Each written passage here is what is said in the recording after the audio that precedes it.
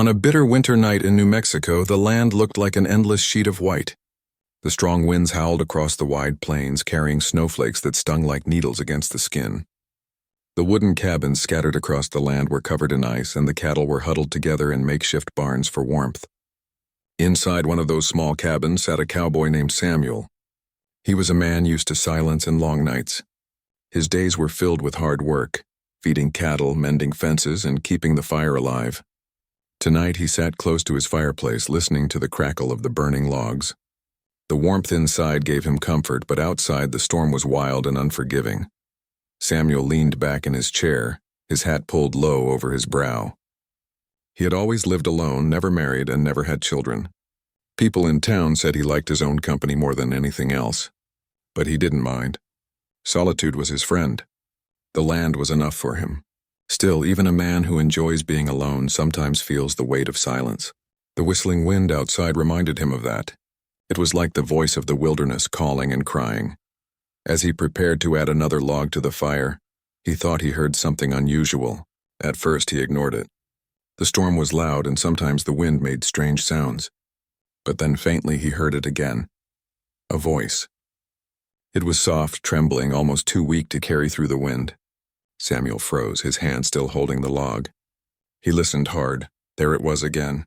A plea, a woman's voice. He placed the log down carefully and stood. His boots hit the wooden floor with a heavy sound as he walked to the door. For a moment he hesitated. Could the storm be playing tricks on him? But the sound was too human, too desperate to be just the wind. He pulled open the wooden door and the icy air rushed in, stinging his face. Standing there, just a few feet away, was a young Apache woman. Her hair was tangled and wet with snow. Her clothes were torn and her lips trembled with cold. She held her arms close to her chest, shaking violently. Her eyes, dark and wide, looked at him with pleading. And in a weak, broken voice, she whispered, "I'm freezing. Can I get in, please? I beg you." Samuel's heart tightened. He had never seen such desperation in anyone's face. He had heard stories of people lost in storms, of travelers who didn't make it through the night. And here she was on the edge of collapse, begging for shelter. For a moment, Samuel stood in silence, unsure what to do. He knew many cowboys in town would shut their doors, suspicious of anyone they didn't know, especially someone from the Apache tribe. But Samuel was different. He was a man of principle, and he had learned long ago that when a life hangs on the line, you don't ask questions, you act. "Come in," he said firmly. Stepping aside, the woman stumbled forward, almost falling as she crossed the doorway. Samuel caught her by the arm and guided her inside. He quickly closed the door, shutting out the wild wind. She stood in the middle of the room, her body still shaking uncontrollably. Samuel grabbed a thick wool blanket from his cot and wrapped it around her shoulders. She pulled it tightly around herself, her eyes closing as if she had found safety at last. "Sit," Samuel said, pointing to the chair near the fire. She obeyed without a word, sinking into the chair as if her strength had nearly left her. Samuel poured a tin cup of hot coffee from the pot that sat on the fire. He handed it to her. Her hands trembled so badly that he had to steady the cup until she could grip it properly. She drank slowly, each sip bringing a little color back to her pale face. Samuel watched quietly, his arms folded across his chest. He had many questions: who she was, how she ended up outside in the storm, and what danger she might have faced. But he didn't ask right away. For now he knew she needed warmth more than words. The cabin grew quiet again, except for the crackle of the fire. Samuel added another log, and the flames rose higher, spreading light across the small room. The woman pulled the blanket tighter around her and closed her eyes for a moment. Samuel noticed the frost still clinging to her hair and the deep fatigue in her face. After a while, she opened her eyes and looked at him. "Thank you," she said softly, her voice still weak but filled with sincerity. Samuel gave a small nod. "You'd have frozen out there," he replied. "What were you doing in a storm like this?" The woman hesitated, then lowered her gaze. "I was walking. For days I lost my people. I thought I could find help but the storm." Her words broke off as tears welled in her eyes. Samuel shifted in his chair, unsure what to say. He wasn't a man used to comforting others, but something about her struggle touched him deeply. He could see she wasn't lying. Her exhaustion, her torn clothes, her trembling hands told the story without words. "You're safe here," Samuel said finally. Rest. We'll talk when you've got your strength back. The woman nodded, clutching the blanket close. For the first time in days, she felt warmth not just on her skin but in her heart. Someone had opened the door for her. Someone had listened to her desperate cry. As Samuel sat back down, he glanced at her again. She looked fragile, like a bird battered by the storm. Yet there was something in her eyes, something strong and unbroken, even in her weakness. He didn't know her name, her story, or her past, but he knew this. That night, fate had placed her at his door, and as the storm raged outside, inside the cabin, two lives, once strangers, had crossed in a way neither of them could have expected. The next morning came slowly. The storm outside had calmed, but snow still covered the plains like a thick white blanket. Samuel woke early, as he always did, but today was different.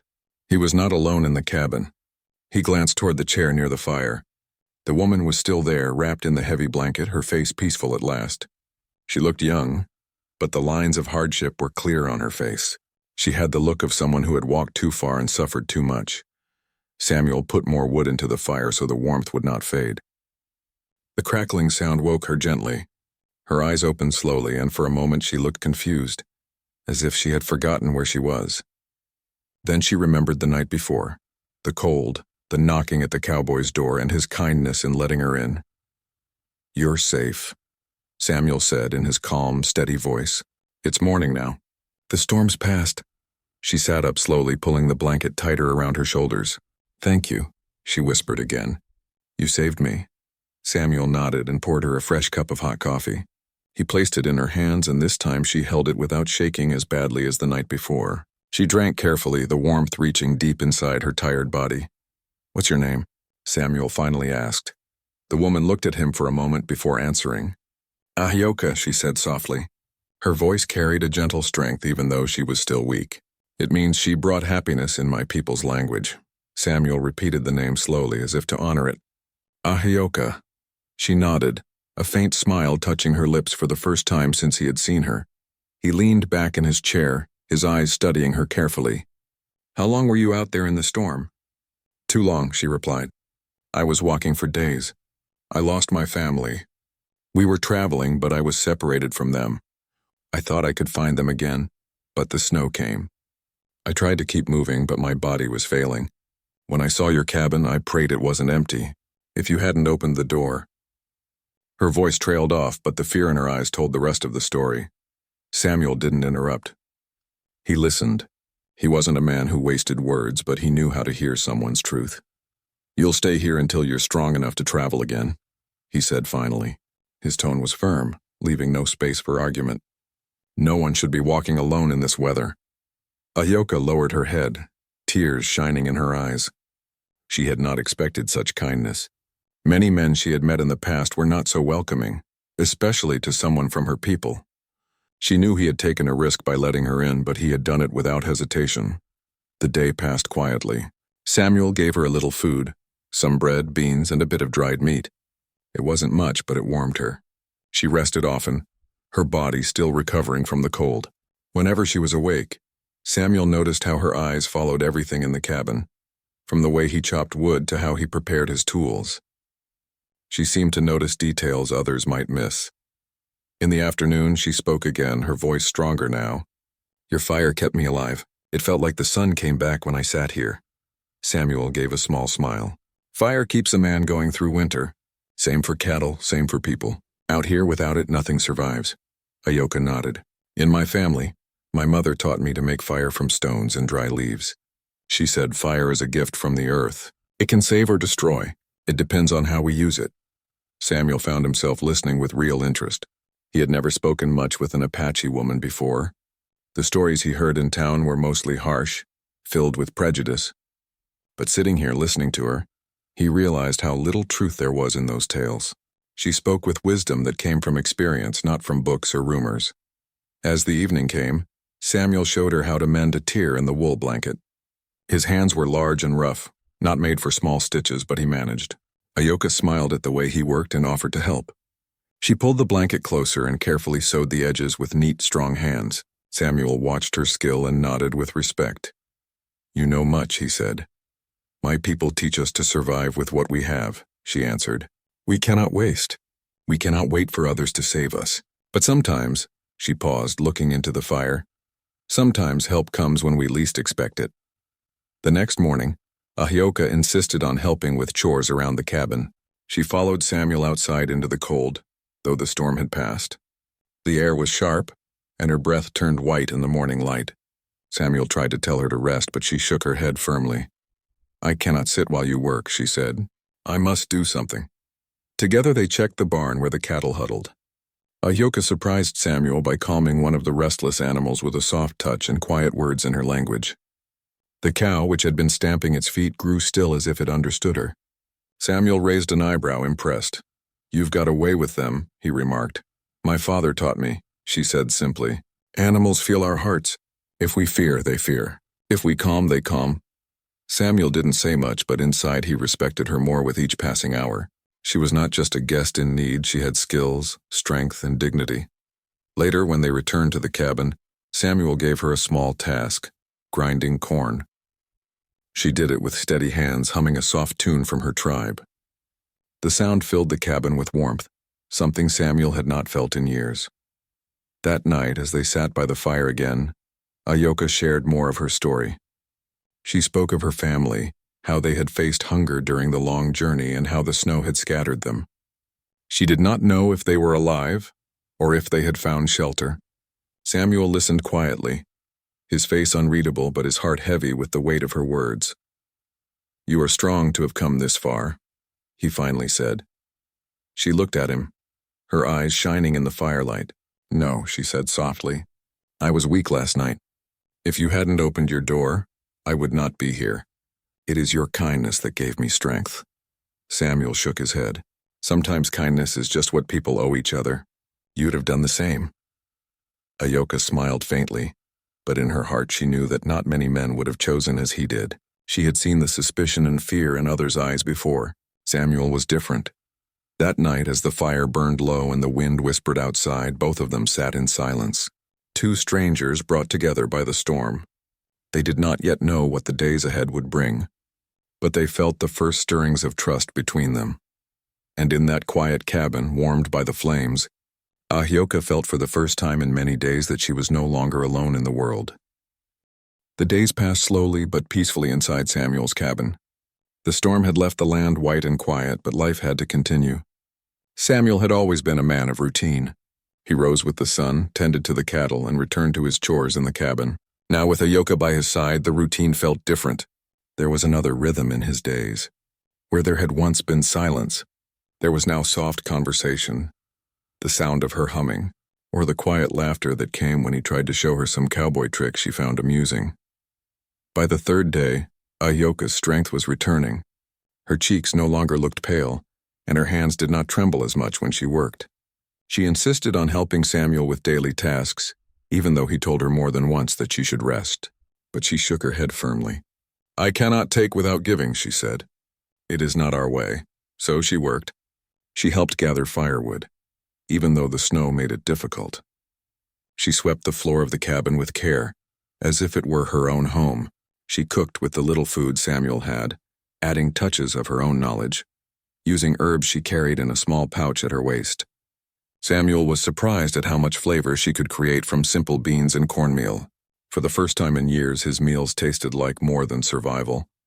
One afternoon, Samuel decided to take her into town with him. Supplies were running low and he needed to visit the trading post. He hesitated before asking her. He knew the townsfolk were not always kind to outsiders, especially those from Apache families. But Ahioka was determined. I cannot hide forever, she said. If I am to find my people again, I must be seen. The small town was a cluster of wooden buildings with a dusty main street that was now covered in snow. As they walked side by side, Samuel could feel the eyes of the people on them. Men paused in their work, women whispered to each other, and children pointed curiously. Ahioka kept her head high, her blanket wrapped around her shoulders. She walked with dignity, though Samuel could see the flicker of unease in her eyes. At the trading post, Samuel gathered flour, salt, and some dried meat. The storekeeper, a man with a heavy beard, looked at Ahioka with suspicion. She with you? He asked gruffly. She is, Samuel answered firmly. meeting the man's eyes without flinching. "She's under my protection." The storekeeper hesitated, then shrugged. "Your choice." He handed over the supplies, but his eyes lingered on Ayoka in a way that made her uncomfortable. Samuel noticed and placed his hand lightly on her shoulder, a small gesture of reassurance. Outside, whispers followed them. Samuel heard one man mutter, "Cowboy's got himself a wild one." Another chuckled under his breath. Samuel stopped in his tracks and turned his head. His voice was calm, but it carried the weight of steel. "She's with me," he said loud enough for all nearby to hear. "Anyone who's got a problem with that can bring it to me directly." The whispers fell silent. No one spoke back. People knew Samuel was not a man to be tested. Ayoka glanced up at him, gratitude in her eyes, though she said nothing. When they returned to the cabin, she finally spoke. "You did not have to defend me," she said softly. Samuel looked at her with a steady gaze. "Yes, I did. A person deserves respect. They don't give it, I'll take it for you." For a moment, Ayoka was quiet. Then she smiled, a small, genuine smile that warmed the cabin more than the fire ever could. As the days went on, their bond grew stronger. Samuel taught her how to saddle a horse. At first she struggled with the straps and her small hands fumbled with the buckles. Samuel laughed quietly, not at her, but with the gentle patience of a teacher. Soon she managed it herself, her pride clear in her eyes. Then he taught her to ride. She had ridden before, but Samuel showed her tricks to guide the horse across rough ground and through snow. Ayoka listened carefully, learning quickly. In return, Ayoka shared her own knowledge. She showed Samuel how to recognize plants buried under snow, plants that could be used for medicine or to add flavor to meals. She made a tea from wild herbs she had carried with her, and Samuel admitted it soothed his aches after long days of work. She also told him stories by the fire at night, legends of her people, tales of the earth and sky, of spirits that guided the rivers and animals. Samuel listened with deep respect, realizing how much wisdom lay in her words. But the world outside the cabin was not as kind as the fire inside. One afternoon, as Samuel fixed a fence post near the cattle barn, a neighbor rode up. His name was Thomas, a man known for his sharp tongue and narrow mind. He looked at Samuel with a frown. "You got that Apache woman staying with you?" Thomas asked bluntly. Samuel didn't stop his work. "I do," Thomas spat into the snow. "Not a good idea. Folks are talking. Some say you're making a mistake keeping her there." Samuel finally looked up, his eyes calm but unyielding. "She needed help. That's all there is to it." Thomas shook his head. "Help is one thing. Keeping her is another. You watch yourself, Samuel. People don't forget these things." With that, he turned his horse and rode away. Samuel stood there for a long moment, staring at the horizon. He knew Thomas wasn't the only one who felt that way, but he also knew he didn't care. A life had been in danger and he had chosen to save it. No amount of gossip would make him regret that. That night, he told Ayoka about the encounter. She listened quietly, her hands folded in her lap. "I do not want to bring trouble to your life," she said softly. Samuel shook his head. "You didn't bring trouble. Trouble comes from those who can't see past their own fears. You've done nothing wrong." Her eyes softened and she whispered, "You are different from others."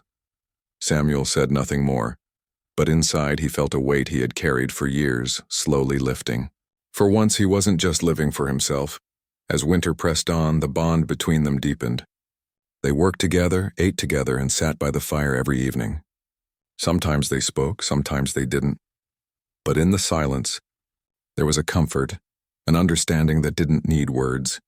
And though Samuel would never admit it aloud, he found himself waiting for her smile each morning, as if it was the first light of the day. Ayoka, too, felt her heart shifting. She had come to his door desperate and frozen, but now she felt warmth not just from the fire but from the man who had opened his door to her. She still dreamed of finding her family, but she also knew that in this cabin, in this unexpected place, she had found something she had not known in a long time: safety. The snow outside was deep. The nights were long, but inside Samuel's cabin, two lives were slowly weaving together, thread by thread like a blanket against the cold. Winter had not yet released its hold on the plains, and the snow continued to cover everything in a thick, unbroken layer of white. Each morning Samuel and Ayoka would step outside, their boots crunching through the fresh powder as they went about their chores. Even though the storm had passed, the cold was relentless. The wind cut across the land like a blade, and the frost clung to the trees and fences, turning everything it touched into a fragile crystal. Ayoka had grown stronger with each passing day. She moved with confidence now, carrying firewood without stumbling, helping Samuel feed the cattle without needing rest every few minutes. But winter was cruel and survival was never guaranteed. Each day was a test, not only of strength but of patience and courage. Samuel watched her carefully, noting how she never complained, how she carried herself with dignity even in exhaustion. He respected her greatly. One morning, Samuel decided to take them both to check the far end of the ranch. There had been reports of wolves near the river, and he wanted to make sure the cattle were safe. Ayoka insisted on going with him despite his warnings. "I am stronger now," she said. "I can help. I will not be a burden." They rode together across the snowy plains, the cold air biting their faces. Ayoka's hair, tied back loosely, whipped around in the wind, but her eyes were focused and alert. She learned quickly how to guide the horse over ice-covered ground, how to anticipate sudden movements, and how to keep balance in tricky terrain. Samuel silently admired her resilience and adaptability. At the river, they found tracks in the snow, large and deep. Wolves, Samuel knew. He checked the fence line and saw where the cattle had huddled in fear. "We need to be careful," he said, pointing toward the tracks. "These wolves are hungry and they won't hesitate if they see an opening." Ayoka nodded. "I understand," she said calmly. "We protect them, like your people protect the herd, and my people protect the land." Samuel was surprised at her insight. Despite the danger, she had a clear understanding of survival that matched his own. Together they worked to reinforce the fences, using logs and ropes to make the enclosures stronger. She handed him tools, watched for weak points, and moved with quiet efficiency. By the time the work was done, both were exhausted, but the cattle were safe. On the way back to the cabin, Ayoka spoke softly. "I worry about my family," she said. "I do not know if they survived the storms. I do not know where they are." Samuel remained silent for a moment. "We will find them," he said finally. "I will help you. But first you must rest and regain your strength." She looked at him, a mixture of gratitude and determination in her eyes. "I cannot rest while others are in danger," she said. That night the wind howled outside, rattling the cabin's wooden walls. The fire inside offered warmth but not comfort for the mind when worry was heavy. Ayoka sat close to Samuel, her blanket wrapped tightly around her shoulders. She told him more about her family, their journey, the long walks over rough land, and the small moments of joy they had shared before the storm scattered them. Samuel listened, sometimes nodding, sometimes simply watching her face by the firelight. "You have survived much," he said quietly, "and yet you continue. That is courage." Ayoka's eyes glistened with emotion. "I must survive," she whispered. "For them, for my family, and for myself. I cannot give up even when the land is harsh and the wind unforgiving." Samuel reached for his coat and went to the corner of the cabin, where he kept a small chest of tools. He brought out some dried meats, beans, and cornmeal. Together they prepared a small meal, eating slowly as they spoke in low voices. Samuel told her about his life on the ranch, about the hardships he had faced alone, and how the cold winter nights were sometimes unbearable without someone to share them with. Ayoka listened, occasionally asking questions, learning about his world as he learned about hers. In the following days, the cold deepened. Snowstorms threatened, and the cabin became both shelter and prison. Samuel had stockpiled supplies, but the harsh winter made travel dangerous. Ayoka insisted on helping wherever she could, mending clothes, organizing food, and tending to the fire. She learned quickly, and Samuel could see that she had the mind of someone who would survive anything. One evening, as the snow fell silently outside, Ayoka spoke of her dreams. "I wish to find my people," she said. "I wish to bring them together again, but I am afraid that I cannot do it alone. The land is too wide, the snow too deep, and my strength still limited." Samuel studied her face. "You will not be alone," he said. "I will help you find them. We will travel together when the storm has passed. For now we prepare and we survive together." She nodded, understanding the weight of his words. Together they had survived the storm, protected the cattle, and kept each other company. Their bond was growing, built on trust, respect, and shared hardship. Samuel realized that he had not felt this connection with anyone in years, perhaps ever. And Ayoka, once desperate and alone, found herself not just surviving but beginning to hope. As the nights grew longer and the days shorter, Samuel taught her more about the land, about reading the snow, watching the skies, and understanding the signs of animals.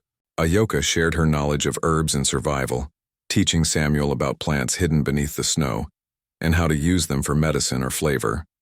They learned from each other, their skills complementing one another, strengthening their chances of surviving the long winter. Despite the growing friendship, danger always lingered nearby.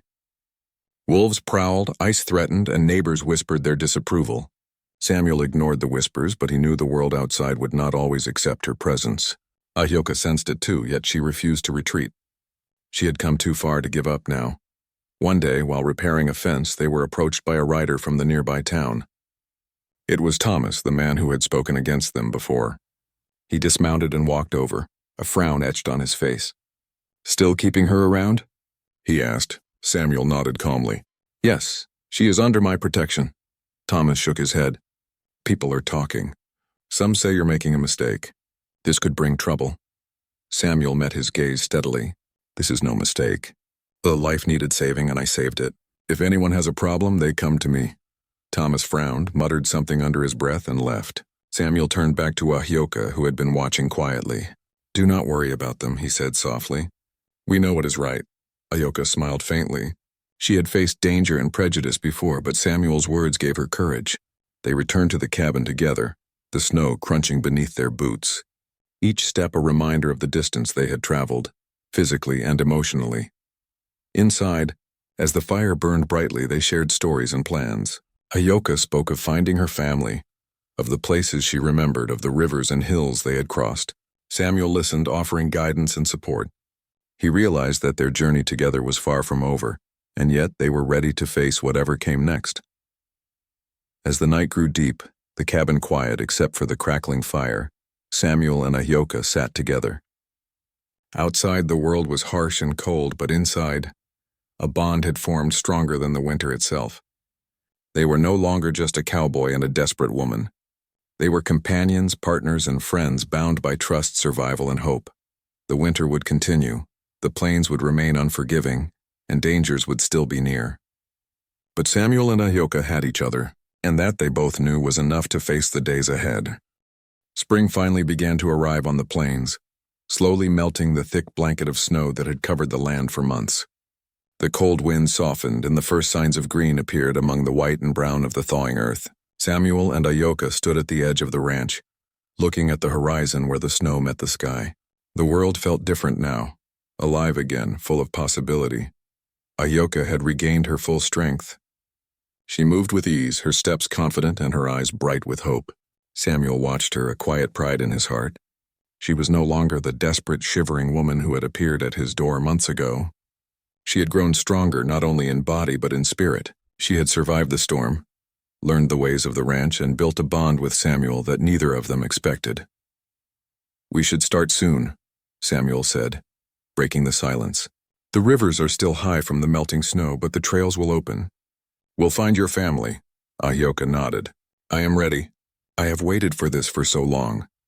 They packed their supplies carefully. Samuel brought dried meat, fresh bread, and herbs Ayoka had prepared.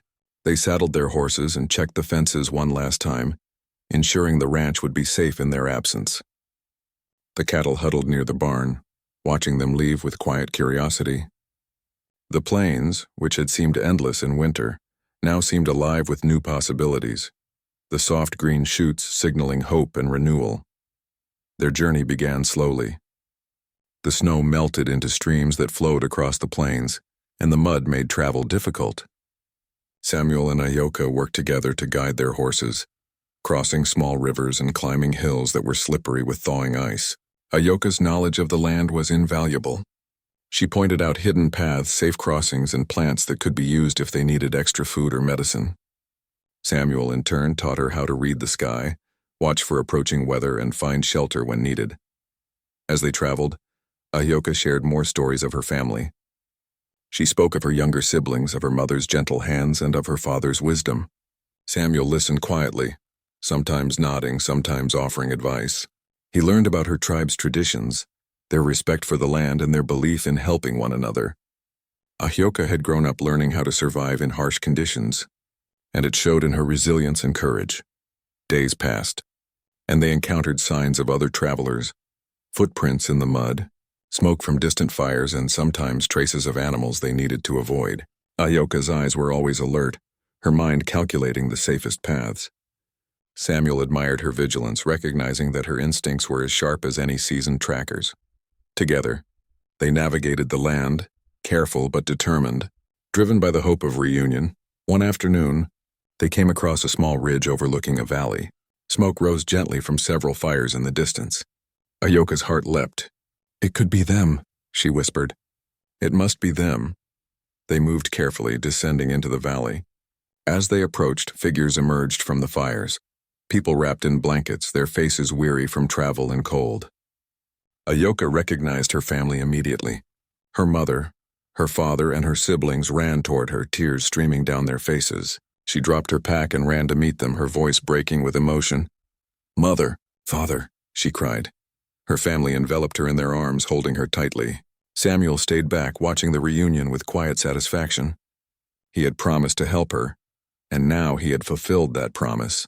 Ahyoka's family looked at him with gratitude, recognizing that he had played a part in their daughter's survival. After the initial reunion, they all gathered around a fire. Ahyoka told her family about Samuel, about the cabin, and about how he had saved her life during the storm. Her parents listened, their eyes full of respect. "You are a good man," her father said finally, extending his hand.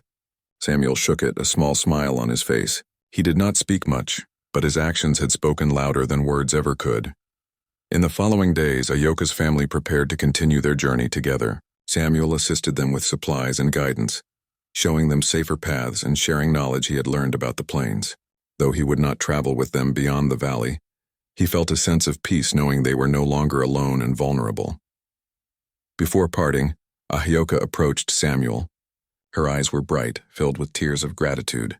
"You saved my life," she said softly. "You gave me hope when I had none. I will never forget you." Samuel tipped his hat, a gesture of humility. "You did not need saving forever," he replied. "You are strong, and you will survive anything. Remember that." With one last hug, Ahyoka returned to her family. Samuel watched them ride away, their figures disappearing into the horizon. The plains were quiet once more, but the warmth in his heart remained. He returned to his cabin, to the routines he knew so well, but he carried with him the memory of that desperate night and the courage of the Apache woman who had knocked on his door. Life on the ranch continued, but Samuel was changed. He understood now that kindness, courage, and trust could bridge worlds that many saw as separate. The memory of Ahyoka's determination, her bravery, and her spirit stayed with him like a guiding light. He knew that the plains were wide, the winters harsh, and the world often unforgiving.